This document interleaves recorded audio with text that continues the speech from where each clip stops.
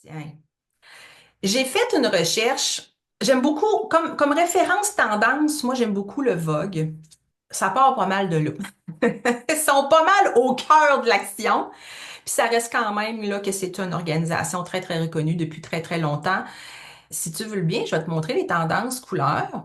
Je suis allée voir d'autres sources aussi, puis ça ressemble pas mal à ça. Puis on va regarder un petit peu, puis on va voir comment on peut les adapter pour ta colorimétrie.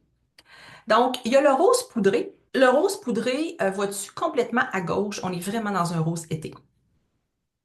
Et puis là, le rose de droite, on est encore dans un rose froid, mais vois-tu, on commence à rentrer dans le dégradé, là. Tu sais, tu pourrais aller chercher aussi un rose corail, puis tu serais quand même dans les tendances.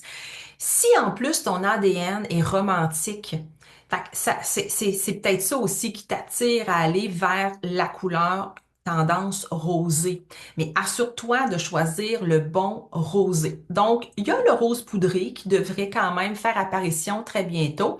On a deux autres exemples ici. À gauche, le sac à main, il y a un petit peu plus de jaune. On tire un petit peu plus vers le corail. Tandis que le chemisier, on est 100% dans le rose. C'est un rose bleuté. C'est franc, franc, franc. Donc, ici, on est plus printemps, et ici, on est plus été. Ensuite de ça, il y a le beige. Donc, en fait, tout ce qui est sable, taupe, etc., devrait être quand même assez présent. J'espère que je n'ai pas obligé de te dire que si t'es colorimétrie froide, touche pas à ça. Il y a les étés qui peuvent s'en sortir un peu avec les taupes parce que taupe, c'est un mélange de gris et de brun. Donc, dans ton taupe, si tu as plus de gris que de brun, c'est un type de brun que tu peux porter. Mais sinon, les beiges, là, c'est carrément du jaune, là, tu sais. Fait que, printemps, yes. Automne, yes. Donc, le beige devrait être là, le beige, le sable, le grège, toutes ces choses-là, très, très fortes. Donc, si en plus, tu as un ADN naturel et que tu es printemps ou automne, bingo, tu vas avoir du plaisir à garnir ta garde-robe. Le jaune beurre, cette espèce de jaune-là, pigmenté de beaucoup de blanc.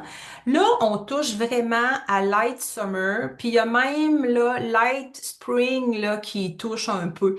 Donc, ce sont des types de jaunes qui vont bien au light summer puis au light spring. Donc, on a deux autres exemples ici. Le chocolat.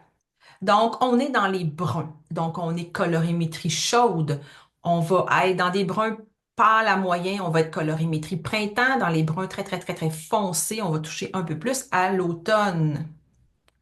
Donc ici, on a des bruns très foncés. Ici, on est dans des bruns chocolat. OK, le sac à main, la robe, là, il y a beaucoup de noir dans ce brun-là. Tantôt, quand je répondais à France que des fois, le hiver profond peut emprunter certaines couleurs de l'automne profond, c'est dans ce sens-là. C'est que le brun en tant que tel est dans automne, mais quand que le brun a beaucoup de pigments noirs dedans, écoute, là, c'est quasiment un noir, tu sais. Donc, c'est des bruns que les verts profonds pourraient utiliser parce qu'ils sont juste à côté dans la sous-catégorie. Ici, on a le bleu glacé. J'aime beaucoup l'exemple parce que regarde, complètement à gauche, on est dans un bleu vert. Donc, on touche au printemps, aux colorimétries de printemps énormément. Donc, le voilage plus le short. Tandis qu'à droite, on est dans un bleu. Écoute, ça peut pas être plus froid que ça, là. On dirait de la glace. OK? Fait que plus ton bleu est franc, on est vraiment froid, froid, froid, froid, froid. Donc, adapte. OK? Reviens toujours à ton nuancier et vérifie si c'est le bleu pour toi. Donc, on a beaucoup de couleurs pâles, hein? C'est normal, on est dans le printemps, donc on n'est pas dans des couleurs automnales très riches, très foncées, très pigmentées. On s'en va vers le printemps. Pour celles qui sont automne, hiver et tout ça, tu sais, il y a certaines couleurs pâles que tu peux mettre et quitte à prendre un bleu, mais moyen, si ça te va mieux, bien évidemment. Donc ici, c'est intéressant, on est dans des bleus. Le chandail, c'est un bleu chaud. OK, regarde si je sais pas si tu vois bien là, bleu très froid. Ici, il commence à avoir du vert.